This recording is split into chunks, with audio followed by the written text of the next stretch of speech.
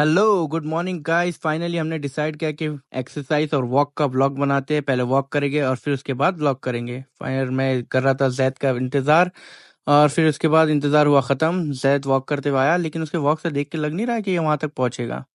और ये क्या, तीसरी पार्टी ने भी हमें ज्वाइन किया।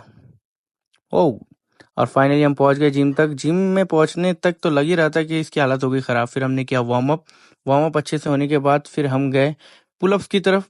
पुलअप्स हमने लगाए 3 सेट। उसके बाद बहुत ही अच्छा पंप आना है, और पंप आने के बाद हम गए lat pulldown. Lat pulldown पे फिर हमने लगाए 4 सेट। 4 सेट लगाने के बाद मज़ा आ गया। उसके बाद मैंने चेक किया पोज, और पोज कंप्लीट करने के बाद फिर हम गए सीटेड रो पे।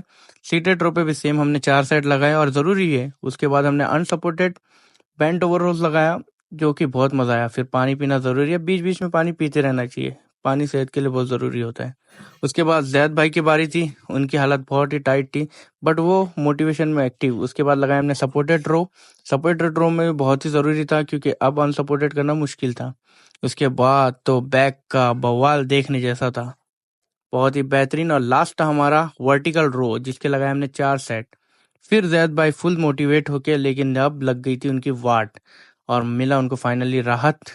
लेकिन एकदम से उनके अंदर का पहलवान जाग गया, जिसमें उन्होंने कर दिया मुझे 50 रैप का चैलेंज। मैंने बोला चलो ठीक है भाई, करना है तो करना है।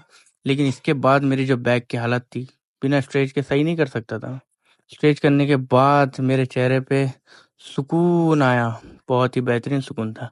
लेकिन जैद भाई की हालत तो ऐसी थी कि वो बैठ भी नहीं सकते थे। खड़े खड़े स्ट्रेच करना पड़ा उन्हें, वॉल स्ट्रेच। और फिर फाइनली उनके चेहरे पे आई मुस्कान। लेकिन उनको क्या पता था कि मुस्कान तुरंत उड़ने वाली है। और अब मेरे चेहरे पे आई मुस्कान, क्योंकि वॉक करते हुए जाना था रिटर्न।